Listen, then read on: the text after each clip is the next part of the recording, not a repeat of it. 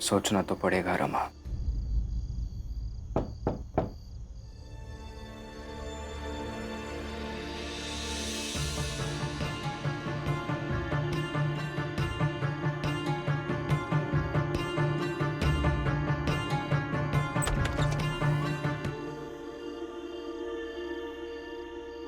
बाबा, क्या हुआ? वो सब लोग सो गए हैं ना, इसलिए तुमसे कुछ कहने आया हूं। कहिए ना।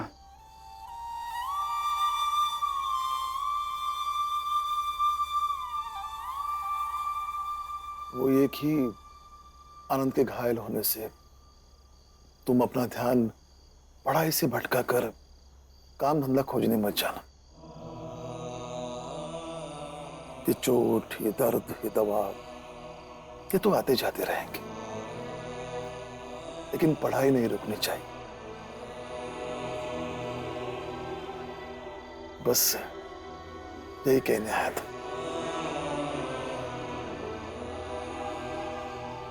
सोचो, मैं तुम्हें सुबह 4 बजे पढ़ाई के लिए जगा दूंगा।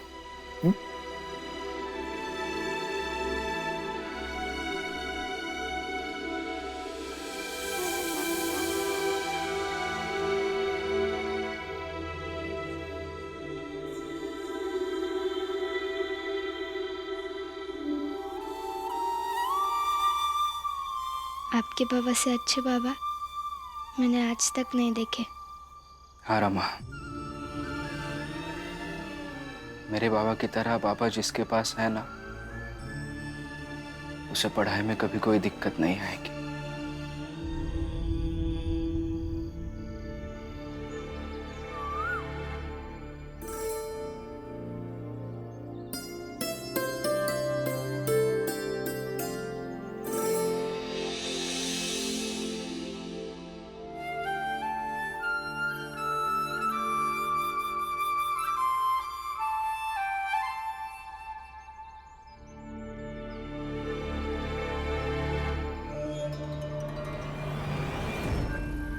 तुम यहाँ? दूर रहो, अभी अभी नहाया हूं। परछाई पड़ गई तो फिर से नहाना होगा। चिंता मत कीजिए गुरुजी, मेरी परछाई आपके ऊपर नहीं पड़ेगी, इतना तो ख्याल रखता हूं मैं। वैसे तुम यहाँ क्या करने आए हो? संस्कृत पढ़ने आया हूं। दिमाग खराब हो गया है तुम्हारा। नहीं गुरुजी, अपने कॉलेज में मुझे संस्कृत नहीं पढ़ाया। बहुत बार ऐसा होता है कि कई लोग सार्वजनिक जगहों पर मुझसे दूरी बनाए रखते हैं, लेकिन व्यक्तिगत जगह पर उनका व्यवहार मेरे प्रति नरम हो जाता है। इसलिए मैं यहाँ आपके घर चला गया। वो लोग कोई और होंगे, पर मैं एक जैसा ही हूँ, समझे? अब निकलो यहाँ से। गुरुजी, मैं चला जाऊंगा, लेकिन सिर्फ मुझे एक बात समझाइए, मैं संस्कृत पढ़ने के लिए क्यों योग्य नहीं? समझ में आएगा तो जाऊंगा यहाँ से।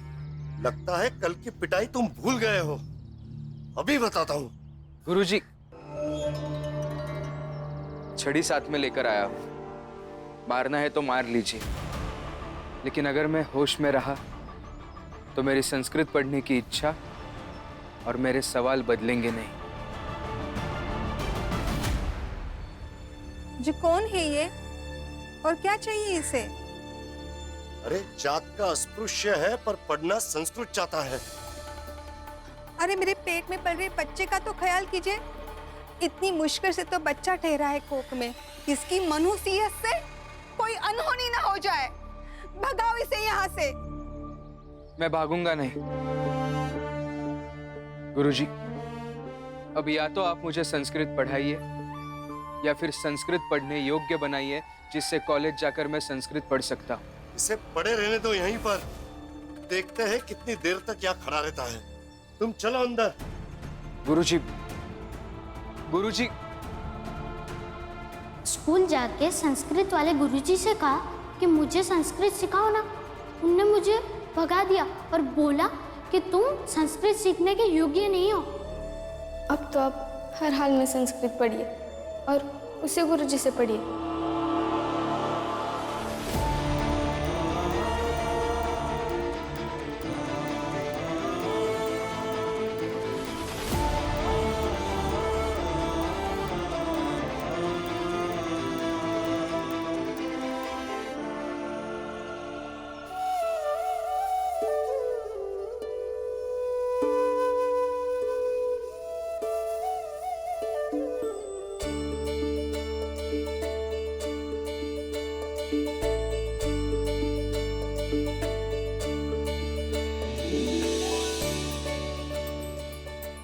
दुनिया के लिए चाहे जो हो, मेरे मन की दुनिया की महारानी हो तुम, और हमेशा रहोगी। सच में मैं महारानी लगती हूँ ना?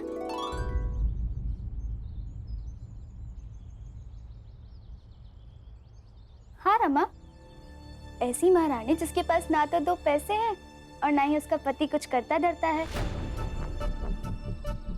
खैर छोड़, मैं ये बताने आई थी कि रसोई में चल के आई की मदद कर, वो अकेली है, मुझे उन्हें दवाई देने जाना है। जाती हूँ। चाहती हूँ नहीं, अभी जा। सुना नहीं तूने? आई रसोई में अकेली है।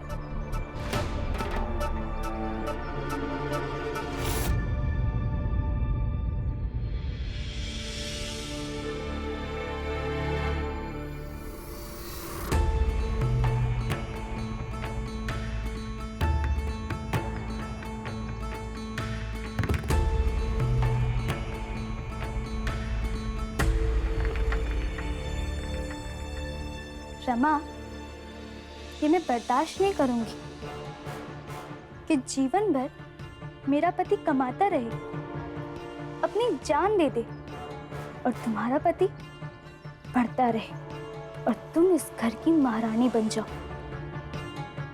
अगर इस घर में किसी को महारानी बन के जीने का हक है तो वो मुझे है, सिर्फ मुझे, तुम्हें नहीं। क्योंकि इस घर की बहुओं में मैं बड़ी बहू भी हूँ और मेरा पति कमाता भी है। आई, ये कांदा काट दूं मैं? नहीं, रहने दो। लक्ष्मी दीदी ने कहा कि आप... लक्ष्मी ने कहा इसलिए आई हो? खुद को तो लगा ही नहीं होगा, या फिर सोच रही हो कि मदद करके रसोई में लक्ष्मी की जगह ले लोगी? तो ऐसा सोचना भी मत, क्योंकि लक्ष्मी का पति तो कमाता भी है और तुम्हारा तो पता ही है तुम्हें। आई, आप बार बार एक ही बात क्यों कहती हैं? आप मुझे और इन्हें हर बार ताना देती हैं, मुझे अच्छा नहीं लगता।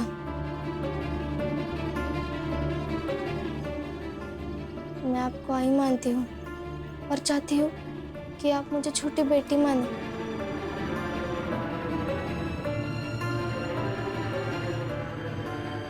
जो मेरे हाथ में है वो कहिए, मैं करूँगी। लेकिन इन्हें पढ़ाई से हटाने में जब आप सब असमर्थ हो गए तो मैं कैसे कर सकती हूँ? उम्र बीत गई मेरी इस घर में, यही प्रवचन सुन सुन के। देखो, जो करना है करो, नहीं तो मत करो, अकेली कर लूंगी मैं। जीजाबाई, जीजाबाई। अरे आइए, कहिए। अरे मेरी छोटी बहू आ गई है, वहीं से ले आई। वो रहती है ना तो मेरे दिल को बहुत सुकून मिलती है। बड़ी किस्मत वाली हो, छोटी बहू की वजह से सुकून में हो।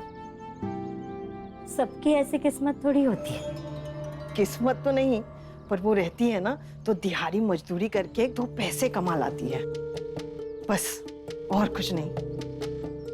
अच्छा, मैं चलती हूँ। बहू काम पे जाने वाली है ना, तो उसके लिए खाना बांध कर देना है। अच्छा, धन्यवाद।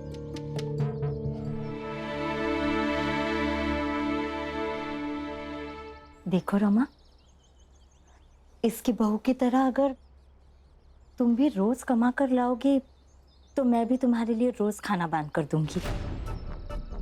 वरना मेरा क्या दिमाग खराब हो गया है जो बात बात पर तुम्हें भला बुरा कहूँ, ताने मारती रहूं। जिम्मेदारी को समझो, समझो कि अगर तुम्हारा पति नहीं कमा सकता है तो तुम तो कमा ही सकती हो। तो क्या मैं भी कमाने जाऊँ? हाँ, तुम भी जाओ। लेकिन बुआ, बाबा, आनंद भैया और उन्हें पता चल गया तो वो गुस्सा करेंगे। छुप छुप कर जाना। और वैसे भी तुम्हारी कौन सी नौकरी है कि तुम्हें रोज जाना पड़ेगा? जिस दिन नहीं जा पाओगी उस दिन मत जाना। देखो, घर में पैसों की मदद तो कर पाओगी ना?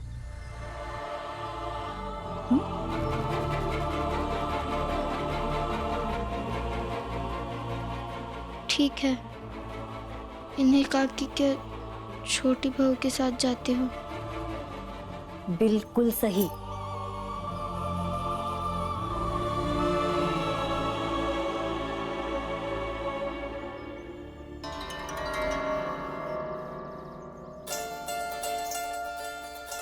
तुम कमाना शुरू तो करो रमा,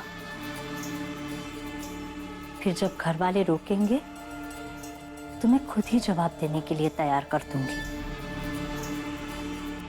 वैसे भी अगर पढ़ाई के लिए भीम लड़ सकता है तो तुम भी काम करने के लिए लड़ ही सकती हो।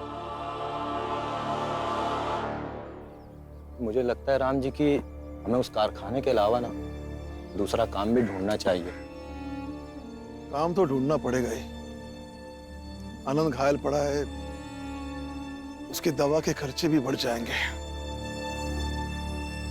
कितने गैर जिम्मेदार आदमी हो तुम। जब पता था आज कोयला गिरने वाला है और अभी तक मजदूर नहीं मिले तुम्हें। बारिश का मौसम है और सारा कोयला बाहर पड़ा हुआ है, गोदाम में रखवाना है, नहीं तो बारिश में भीग जाएगा।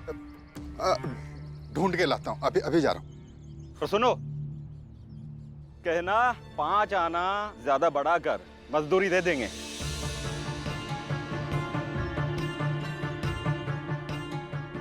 राम जी, यदि हम दोनों मिलकर आज यहाँ काम करते हैं तो दिन के 5-5 मिलाकर 10 आना कमा लेंगे, जो अपने कारखाने से थोड़ा ज्यादा है। तो एक काम करते हैं, आज कारखाने ना जाकर यहाँ काम करते हैं। लेकिन कारखाना ना जाकर यहाँ काम करना सही होगा? बिल्कुल सही होगा।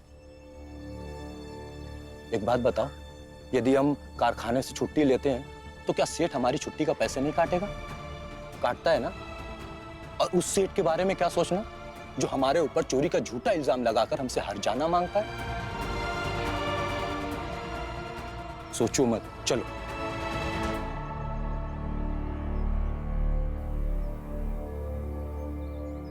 सेठ जी, ये काम हमें दे दीजिए, हम करेंगे ये काम।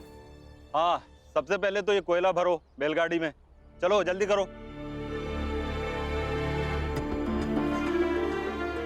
यहाँ ठेकेदार आएंगे और काम करने ले जाएंगे। और चिंता मत कर, कोई नहीं देखेगा तुम्हें। भीम कॉलेज गया है, बाबा काम करने गए हैं और आनंद भैया घर पर है। और बाकी तुम्हारी सास ने तो कहा है ना, वो सब कुछ संभाल लेंगी। चिंता मत कर।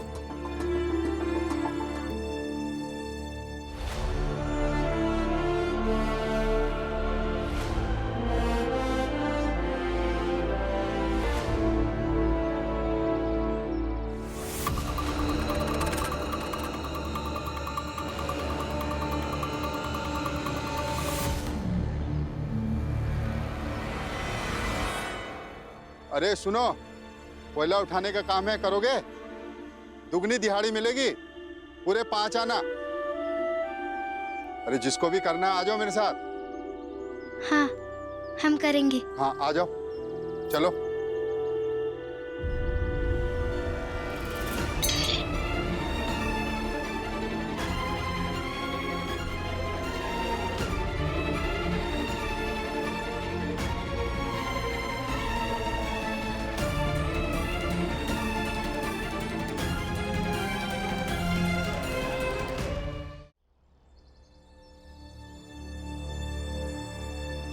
आता हूं।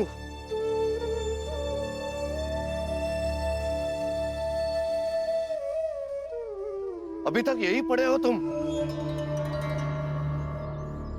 गुरुजी, आप मुझे संस्कृत पढ़ाइए, नहीं तो ये तो बताइए कि मैं संस्कृत पढ़ने योग्य क्यों नहीं हूं, फिर मैं यहाँ से चला जाऊंगा। भीमराव चलो, आज कॉलेज में तुम्हारी शिकायत प्रिंसिपल से करते हैं।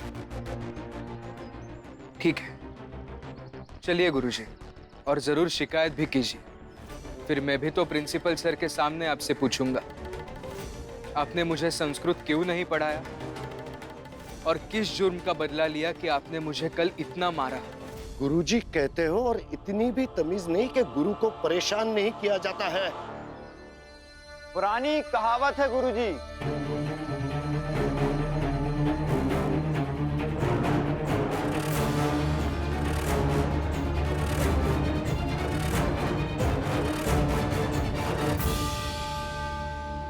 जात जितनी ऊंची,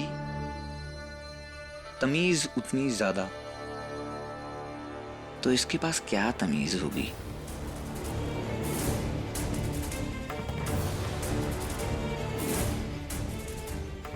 सुना है कॉलेज में आपने इसे इसकी औकात दिखाई,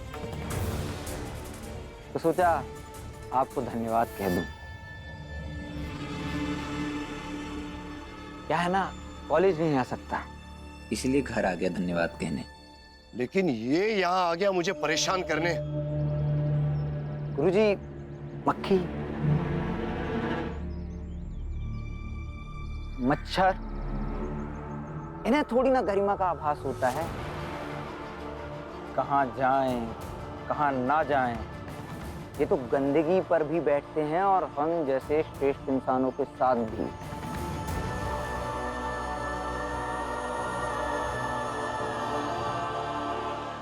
गरिमा का एहसास तो आपको भी नहीं है, वरना सड़क पे चलते किसी को ऐसे मार नहीं खिलवाते। क्या सबूत है तुम्हारे पास? जिस दिन सबूत मिल जाएगा ना, उस दिन आपको खींच कर थाने लेके जाऊंगा। चाहे जितने फल दीजिए, लेकिन फिर भी आप सफल नहीं होंगे। गुरुजी, या तो आप मुझे संस्कृत पढ़ाइए या फिर समझाइए कि मैं क्यों संस्कृत पढ़ने के योग्य नहीं हूं। अरे तो मैं बताता हूं ना तुम्हें कि तुम योग्य क्यों नहीं हो। क्योंकि संस्कृत देवों की भाषा है और तुम इसके लायक नहीं हो, इसीलिए। अब जरा ध्यान से सुना कीजिए। बताना नहीं था, समझाना था, और समझाने की ताकत आप में नहीं है।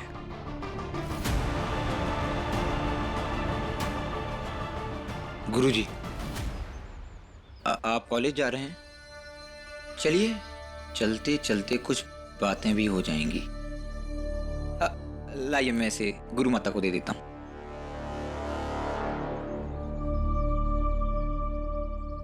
खुश रहो बेटा।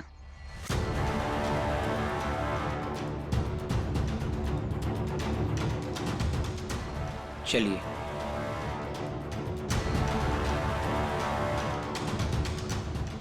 अब तुम भी चले जाओ, परेशान मत करो मुझे।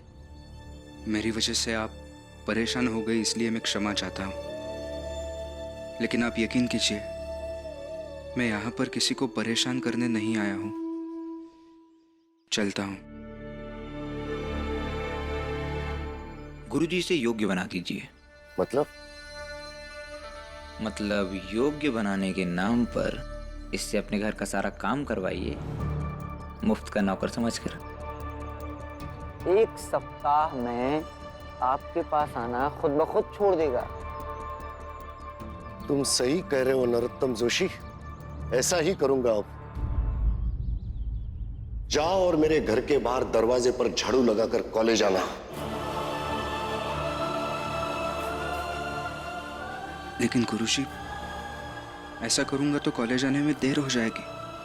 देख लो, जो जो कहूंगा अगले 7 दिन तक वो करोगे तो तुम्हें अवश्य संस्कृत पढ़ाऊंगा। ये शर्त मेरे और तुम्हारे बीच में रहेगी। अब तुम सोच लो, शर्त मंजूर है या नहीं।